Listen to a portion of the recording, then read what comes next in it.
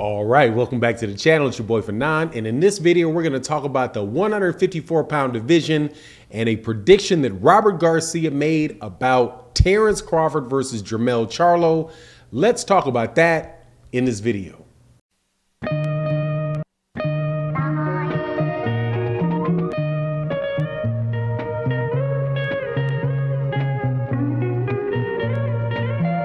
All right, welcome back to the channel. It's your boy Fanon, and we are going to talk about the 154-pound division / 147-pound division, and specifically the potential matchup between Jermell Charlo and Terence Crawford if Terence Crawford moves up to 154 pounds, and a prediction that was made by one of the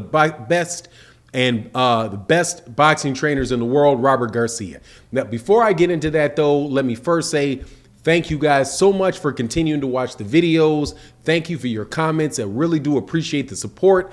You have a lot of boxing channels you guys could be watching, so the time you spend here is greatly appreciated. Thank you. If you're not subscribed to the channel, please make sure that you subscribe to the channel and hit the bell icon so you can be notified, and select all notifications so that you don't just get them occasionally. You get all of them. Also, make sure before you leave the video that you hit the like button. It's greatly appreciated.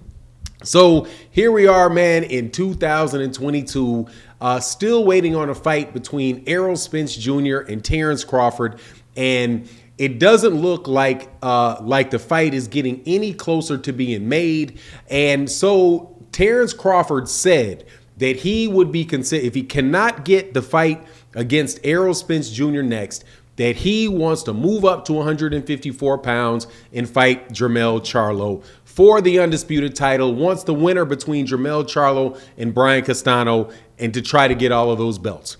So Robert Garcia, who is the trainer of Mikey Garcia, a lot of other really good fighters, is a trainer at a point in time of Virgil Ortiz, a former champion, I think he was a featherweight champion. Maybe I think he was a 126-pound champion or 130-pound champion, and lost his belt to Diego Corrales. But just, you know, a really, really good guy in boxing, really knows his boxing, gave his prediction about what he thought would happen in that fight. And he said he thinks that Terence Crawford would win that fight.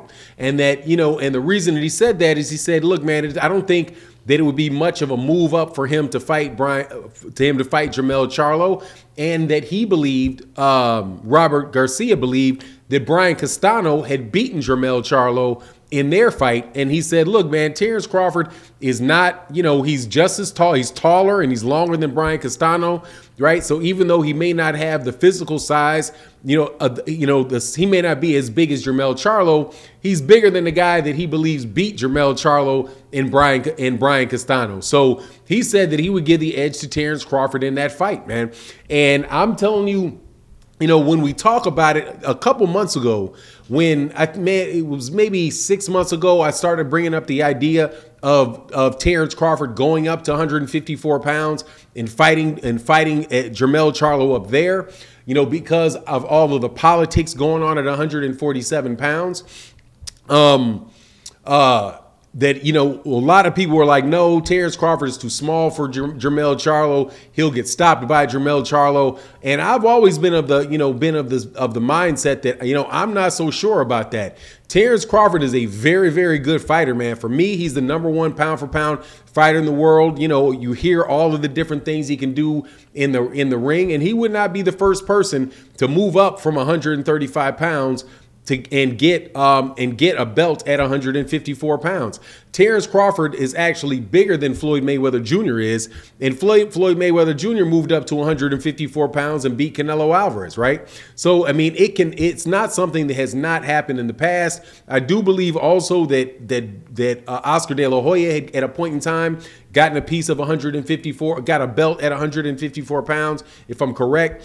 So also, Manny Pacquiao moved up and fought a catch weight at 152 pounds and got a belt there. So it's not unheard of a guy moving up, you know, basically from 135 pounds up to 160 pounds. I like to always think about it as, you know, the original 8 weight classes, you know, because when people talk about like how many weight classes people are fighting in, and then try to compare that to old school fighters, you really got to get rid of half the weight classes. So, for example, take Canelo Alvarez, where people are saying, well, you know, Canelo was fought in 154, 160, 168, and 175. Really, what he's fought at is as far as the original original 8 weight classes, excuse me, is he has fought at 160 pounds and 175 pounds, because that prior to the 1980s were the weight classes, and plenty of people went up from 160 and went up a weight class to 175, went up to 175. Sugar Ray Robinson went up from, I do believe he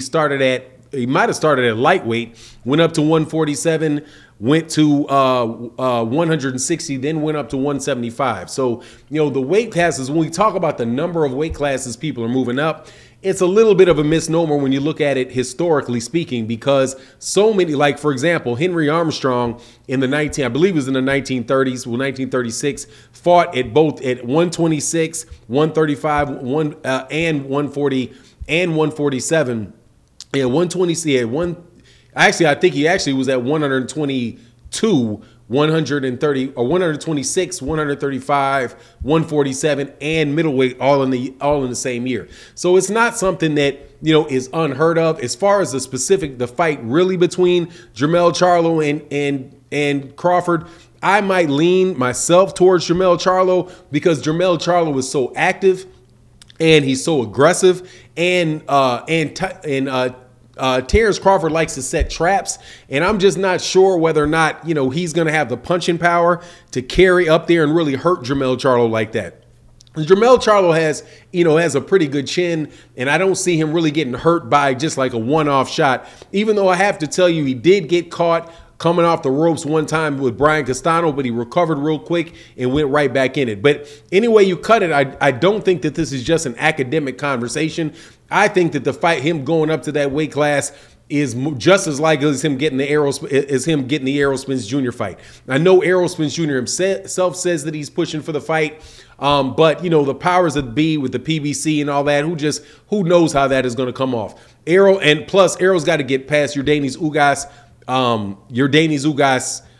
In order to get to that fight, which I think he will. But also you have Josh Taylor, who is, after this fight with Jack Cantrell, as soon as he says he wants to move up to 147 pounds, he's going to become the mandatory for Terrence Crawford. And Terrence Crawford is going to have to fight him if he doesn't have a voluntary fight set. And that is because, you know, the rules with the WBO is that if you're a champion at the weight class below it, and they call you and they give you the designation of a super champion, then you can automatically become the mandatory for the guy in the weight class above you. And so I think that more than likely is going to be the situation and what happens with Terrence Crawford at 147.